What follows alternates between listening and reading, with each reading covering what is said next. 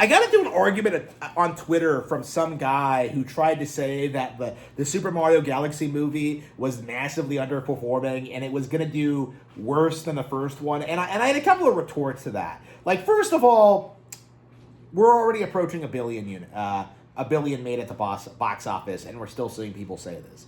Okay, we're still seeing people argue that like the Mario Galaxy movie wasn't well received, and it's not making a ton of money, and that it's not popular or successful. We're well past the point. Like, if we're arguing about like the successful Super Mario Galaxy movie not making more than the other successful Mario movie, you've already lost, okay? Like, you're a failure. It's not amounting to anything. No one cares. Nobody wants to hear it. Like, honestly, like, I feel like the box office result sales are, like, even more autistic and retarded than, like, video game discussion sales. And honestly, like, I do think this is something that should just be straight up banned.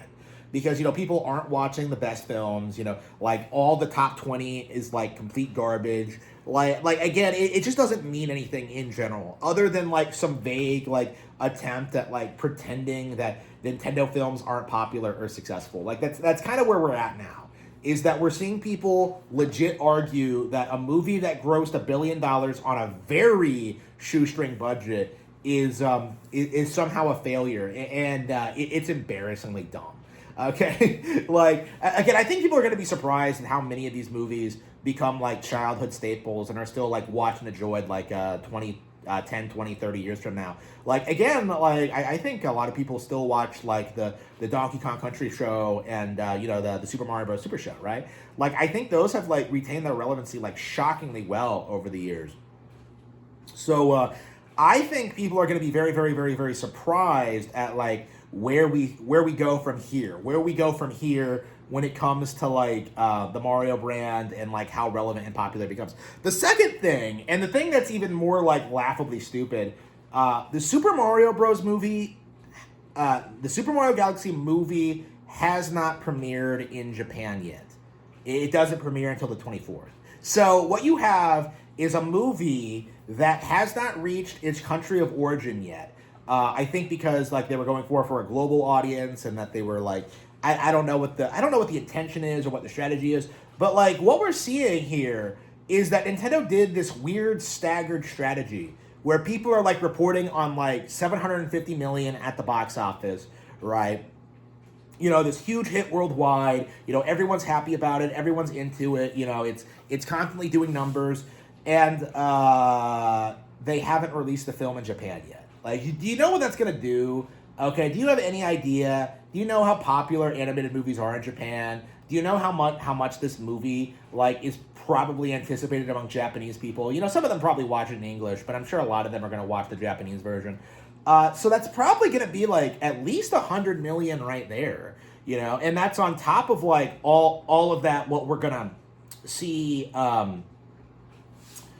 everyone else still going to see the movie, you know? So I think in the next couple of weeks, in the next week or so, like, we should crack 1 billion. You know, we should be, like, you know, marching towards, like, you know, the Super Mario Bros. Movie numbers. And I'm just kind of, like, wondering, like, what the purpose of this is. Of, like, trying to gaslight people into thinking this movie isn't doing well. You know, like, you're seeing them do this thing where they're like, yes, they're producing bad movies, and that's why the numbers are going down. And I'm just kind of like, you know, I saw plenty of kids there when I went. You know, I saw plenty of people, like, excited. I saw how much people enjoyed it. Like, it was, like, a reasonably well-received movie. You know, like, I don't understand, like, the autistic fixation with, like, these older millennials or, like, Gen X's who come out and they try and do this thing where they're like, yes, this isn't the Mario I grew up with. This isn't the Mario I care about. This isn't what I want to see. Like, and the simple fact of the matter is nobody cares. Because I think it's kind of like, you know, I grew up with the Super Show. You know, I grew up with, you know, the Zelda manga and stuff like that. And I did not like them, okay? I felt that they were kind of devoid of everything I liked about the series and everything that I felt would, like, represented the Mario brand. And that was my opinion at the time. But, like, at the end of the day, like, you know, it was, those productions were made to cater to a certain audience at a certain time and did fairly well for themselves. They're still, like, remembered today. So, like, in my mind, I look at something like this, people spurting out about this movie, and I feel as if people are taking this way too seriously. You see people like Darkside Phil do this thing where they're like, yes, they didn't respect the lore, they didn't follow the plot line of the games, and it's just like, what plot line? Like you look at like what people are spurting out about, like, oh yes, it should have entirely been about Super Mario Galaxy, and it should have been entirely about Rosalina. Like they shouldn't have done any of like this other stuff, and it's like Fox McCloud being in the movie was like this huge deal. Okay, like they made some really smart like decisions with this movie that I think a lot of people don't really like understand or appreciate. And I'm very, very interested in seeing like at what point we see like more of a backlash towards like the criticism of this movie. Like I imagine like in another 10 years or so when you have like kids who grew up with it, like, starting producing their video essays, like they're going to be like very adamant about how important this movie was for them in introducing them into classic Nintendo concepts, introducing them to classic Nintendo characters, classic Nintendo games. People clowned on Warp being in Super Mario Galaxy, but like I think a lot of people who go to see that movie, they're not going to know who that is, and eventually they're going to have that realization that like, wait a minute, this was a character from Super Mario Bros. 2. I've never played this, and it becomes this huge deal where you go down the rabbit hole and seeing like just how much effort they put into like selling these ideas to a new audience.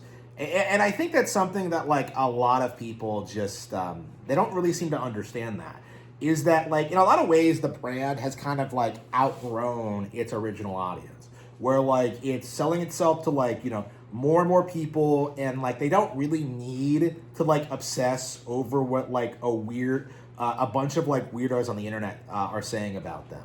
You know what I mean? Like that's kind of what we're seeing now is people are upset that like the Mario movie isn't catering to them and what they want, instead of like actually just understanding the nature of the brand and how it's constantly growing and evolving, because that was something I had to deal with the whole Peach and Rosalina thing, where they like, they made them sisters in the movie. Like I personally did not like that change. I thought it was stupid. I thought it was like, something that kind of goes against everything we knew about the characters. But like at the end of the day, like they've made a lot of changes like that over the years, and it seems like they're kind of in this like phase where they're like really seriously like modernizing a lot of classic characters, and I don't like a lot of the changes. But at the end of the day, they're doing it so it doesn't get stale, repetitive, or boring. They're kind of reaching like the true next generation of classic Nintendo characters. We're past like the Wii era of bringing more people in, and now we're in that phase where we're making these people into hardcore players. I remember back during the Wii days when like that was kind of like the narrative, is that like, yes, they got the casual players on, but they didn't actually convert them. They didn't actually like get them to play the more hardcore games. Like everyone just plays Brain Age and that's it. And then like the reality is, do you think people stopped playing after the Wii? Do you think people stopped playing after the DS? Do you think non-gamers pick these things up and then just like never touched a Nintendo console again? Like that's just not realistic, like at all. Like we're seeing this more and more frequently. That people are coming back like after like a decade of a hiatus, getting into new Nintendo games. Like again, in theory, okay, imagine you skip the Wii U generation, you skip the Switch generation, and then the Switch 2 comes out, and you're just like, oh yeah, Mario Kart World. I haven't played a Mario Kart in years. So you like pick up a Switch 2, and then you play Mario Kart, and then you're just like, wow, this game was really good. Like, what other games out there can I play? And you're not going to necessarily be looking at like the games that are coming out. You're going to look at the things that are like older, games that are on sale, games that you can pick up, and eventually you're going to find things you really, really like. That's the reality of where we're at now. Okay, like that's the situation, is that like the audience has like expanded so far that like the brand is so all encompassing that like it's not really possible for the average person to know everything about the characters or know everything about like every game that's ever been produced. And as a result of that, like I feel like you're going to see a lot of these situations where people just fall in to the culture at like at weird points, and start like becoming fans of the characters that they've never really heard of before. Like again, I think this is going to become more common. Like I feel as if like the entire cope that like the movies are just going to suddenly like drop off in popularity, that they're going to become not successful, that people are going to stop buying Nintendo hardware and stop caring about Nintendo games. That is never going to happen. And like I do feel like people really need to get it through their heads, like when they argue about things like this, when they argue about the box office results, like even in the hypothetical scenario in which this movie bombed, it would still get released on Blu-ray, it would still be available in Prime Video, and people would still be watching it anyway. That's the reality of it, is that the box office results really don't matter all that much. Because Mario is 100% a bigger and better brand than James Cameron's Avatar.